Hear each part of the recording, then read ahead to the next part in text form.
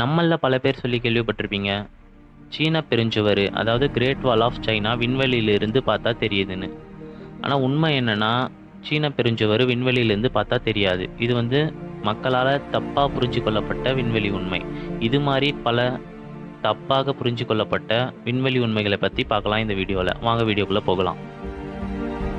நம்ம சின்ன வயசுல இருந்தே டிராயிங் காம்படிஷன் நிறைய அட்டன் பண்ணியிருப்போம். அட்லீஸ்ட் ஸ்கூல் படிக்கும் போதாவது டிராயிங் எக்ஸாம்னு ஒன்று வைப்பாங்க. அதில் ஏதாச்சும் ஒன்று வரைஞ்சிருப்போம். அதில் பெரும்பாலானவங்க என்ன வரைஞ்சிருப்போம்னா, ஒரு மலையை வரைஞ்சிட்டு அதுக்கு நடுவில் ஒரு சூரியன் உதயமாகிற மாரி போட்டிருப்போம். மேக்ஸிமம் நம்ம எல்லாரும் அதுக்கு வந்து சூரியனுக்கு வந்து எல்லோ, அதாவது மஞ்சள் நிறத்தை தான் கொடுத்துருப்போம். ஆனால் சூரியனோட உண்மையான நிறம் என்ன பார்க்கலாம் வாங்க. இப்போ நம்ம நிலவுல இருந்து நம்ம சூரியனை பார்த்தோம்னா அது வந்து வெண்மை கலரில் தெரியும், அதாவது ஒயிட் கலரில் தெரியும். அதுவே நம்ம செவ்வாய் கிரகத்திலேருந்து பார்த்தோன்னா நீல கலரில் தெரியும். அதுவே நம்ம பூமியிலேருந்து பார்க்கும்போது இளஞ்சிவப்பு நிறத்தில் தெரியும். இது ஏன் ஒரு இடத்துல ஒரு கலரில் தெரியுதுன்னு பார்க்கலாம். இது எல்லாத்துக்கும் காரணம் அட்மாஸ்பியர், அதாவது வளிமண்டலம். இப்போ வந்து சூரியனோட உண்மையான நிறம் என்னென்னா மிக்ஸ்டு ஆஃப் கலர்ஸ், அதாவது வண்ணக்கலவைன்னு சொல்லலாம். எல்லா கலரும் சேர்ந்தது தான் சூரியன்.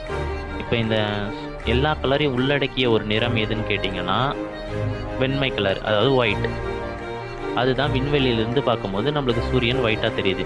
ஏன்னா சூரியன் வந்து எல்லா கலர்களையும் உள்ளடக்கியது. வெண்மை நிறமும் எல்லா கலரையும் உள்ளடக்கிய ஒரு நிறம். அதனால தான் சூரியன் எந்த ஒரு வளிமண்டலமும் இல்லாமல் விண்வெளியிலிருந்து பார்க்கும்போது வெண்மை நிறத்தில் தெரியுது. சரி வாங்க, இப்போ நம்ம பூமியில் ஏன் சூரியன் இளஞ்சிவப்பு நிறத்தில் தெரியுது அல்லது மஞ்சள் நிறத்தில் தெரியுதுன்னு பார்ப்போம். நம்ம பூமிக்குன்னு எடுத்துக்கிட்டால் ஒரு பெரிய வளிமண்டலம் இருக்குது. ரொம்ப திக்காகவும் இல்லாமல் ரொம்ப தின்னாகவும் இல்லாமல் ஒரு ஆவரேஜான ஒரு வளிமண்டலம் இருக்குது. அந்த வளிமண்டலத்தில் பார்த்தீங்கன்னா எக்கச்சக்கமான ஏர் மாலிக்யூல்ஸ், அதாவது காற்று மூலக்கூறுகள்னு தமிழில் சொல்லுவாங்க, அது இருக்குது. இப்போ சூரியன்லேருந்து வர அந்த ஒளி என்ன பண்ணுதுன்னா நம்ம டைரெக்டாக நம்ம பூமியை வந்து அடையாமல் வளிமண்டலத்தை கடந்து தான் வரணும். இந்த மாதிரி வளிமண்டலத்தில் வந்து அது படும்போது அதில் இருக்க ஏர் மாலிக்யூல்ஸ் ஷார்ட்டர் வேவ்லென்த், அதாவது குறுகிய அலைநீளம் கொண்ட வயலட்டு, ப்ளூ, க்ரீன் கலரை ரிஃப்ளெக்ட் பண்ணிடுது. அந்த ஏர் மாலிகுல்ஸில் அந்த ஷார்ட்டர் வேவ்லென்த் கொண்ட ப்ளூ, வயலட், க்ரீன் இந்த 3 கலர்களும் அதில் ஏர் மாலிகுல்ஸில் பட்டு ஸ்கேட்டர் ஆகுது, அதாவது ஒளிச்சிதறலை ஏற்படுத்துது. இதனால தான் நம்ம வானம் வந்து ஊதா கலரில் தெரியுது நமக்கு. அதுவே லாங்கர் வேவ்லென்த், அதாவது நீண்ட அலைநீளம் கொண்ட எல்லோ, ஆரஞ்சு, ரெட்டு, இது வந்து ஏர் மாலிகுல்ஸில் பட்டு ஸ்கேட்டர் ஆகிறதில்ல, அதாவது ஒளிச்சிதறலை ஏற்படுத்துறதில்ல. இது வந்து டைரெக்டாக நம்ம கண்ணை வந்து சேர்ந்தடையுது. இதனால தான் நம்மளுக்கு சூரியன் இளஞ்சிவப்பு நிறத்தில் தெரியுது. சரி வாங்க, நம்ம அடுத்ததை பற்றி பார்க்கலாம். நம்மள நிறைய பேர் நிறைய ஸ்பேஸ் மூவிஸ் பார்த்துருப்போம். முக்கியமாக இந்த அவெஞ்சர்ஸ் படம்லாம் பார்த்துருப்பீங்க. அதில் நிறைய ஸ்பேஸில் நிறைய சீன்ஸ் காட்டியிருப்பாங்க. அதில் முக்கியமாக இந்த ஆஸ்ட்ராய்ட் பெல்ட், அதில் ட்ராவல் பண்ணும்போது பார்த்திங்கன்னா எக்கச்சக்கமான கற்களும் பாறைகளும் வந்து இவங்க ஸ்பேஸ் ஷிப்பை அட்டாக் பண்ணுற மாதிரி காமிச்சிருப்பாங்க, அதாவது இடிக்கிற மாதிரி காமிச்சிருப்பாங்க. படத்தில் காட்டுற அளவுக்கு அந்த அளவுக்கு கஷ்டமானு பார்த்தீங்கன்னா ஆஸ்ட்ராய்ட் பெல்ட்டில் ட்ராவல் பண்ணுறது கிடையாதுன்னு தான் சொல்லணும். ஏன்னா ஆஸ்ட்ராய்ட் பெல்ட்டில் இருக்க ஒரு ஆஸ்ட்ராய்டுக்கும் இன்னொரு ஆஸ்ட்ராய்டுக்கும் இருக்க இடைப்பட்ட அந்த தூரம் எவ்வளோன்னு பார்த்தீங்கன்னா 96,06,000 கிலோமீட்டர். இவ்வளோ தூரத்தில் தான் ஒரு ஆஸ்ட்ராய்டும் சூரியனை சுற்றி இருக்குது. அதாவது சூரியனை சுற்றி அந்த வளையத்தில் வலம் வருது. ஸோ ஸ்பேஸ்ஷிப்பில் நம்ம போகும்போது அதில் இடிக்கிறதுக்கு சான்ஸே இல்லை. நம்மளே வேணும்னே போய் இடித்தா தான் உண்டு.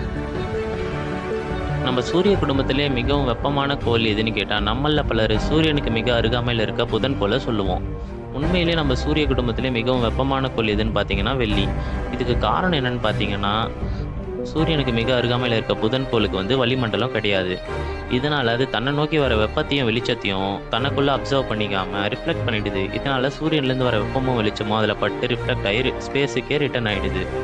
ஆனால் நம்ம வெள்ளிக்கு பார்த்தீங்கன்னா திக்கான ஒரு வளிமண்டலம் இருக்குது. இந்த வளிமண்டலத்தில் பார்த்தீங்கன்னா எக்கச்சக்கமான கார்பன் டை ஆக்சைடு இருக்குது. கார்பன் டை ஆக்சைடோட நேச்சர் என்னன்னு பார்த்தீங்கன்னா ஹீட்டையும் வெப்பத்தையும் அப்சர்வ் பண்ணுறது தான் அதோட நேச்சரே. இதனால் எக்கச்சக்கமாக அந்த வளிமண்டலத்தில் கார்பன் டை ஆக்சைடு இருக்கிறதுனால சூரியன்லேருந்து வர வெப்பத்தையும் வெளிச்சத்தையும் தனக்குள்ளே அப்சர்வ் பண்ணிக்குது. இதனால தான் வெள்ளி வந்து சூரிய குடும்பத்திலே மிகவும் வெப்பமான கோளாக இருக்குது. பிளாக் ஹோல், இதை பற்றி சொன்னோன்னே எல்லாருக்கும் ஞாபகம் வருது பிளாக் ஹோல்ன்றது தனக்கிட்ட வர எல்லா பொருட்களையும் தனக்குள்ளே இழுத்துக்கும் அப்படின்னு சொல்லுவாங்க.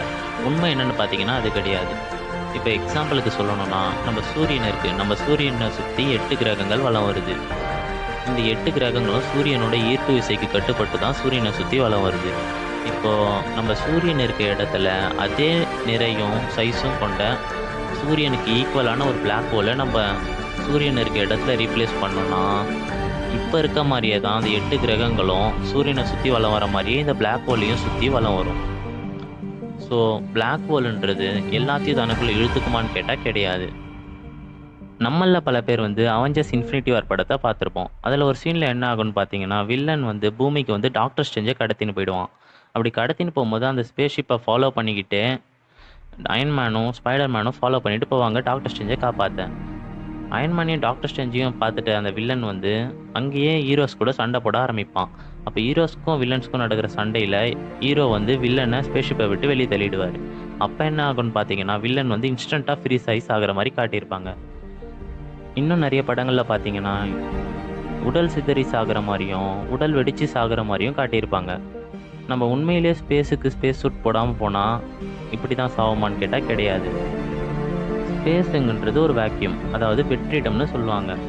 அங்கே காற்று எதுவுமே இருக்காது. அதனால் நம்ம ஸ்பேஸ் சூட் போடாமல் ஸ்பேஸுக்கு போனோம்னா நம்ம உடம்புல இருக்க மொத்த காற்றும் நம்ம உடம்பை விட்டு வெளியேற பார்க்கும். நம்ம பிளட் செல்ஸ் வழியாகவும் துவாரங்கள் வழியாகவும் நம்ம உடம்புலேருந்து மொத்த காற்றும் வெளியேறும். இதனால நம்மளுக்கு என்ன ஆகும்னு பார்த்தீங்கன்னா, நம்ம உடம்புல இருக்க இன்னர் ஆர்கன்ஸ், அதாவது உள்ளுறுப்புகள் வீங்கிடும். இதனால நம்மளுக்கு மரணம் உறுதி.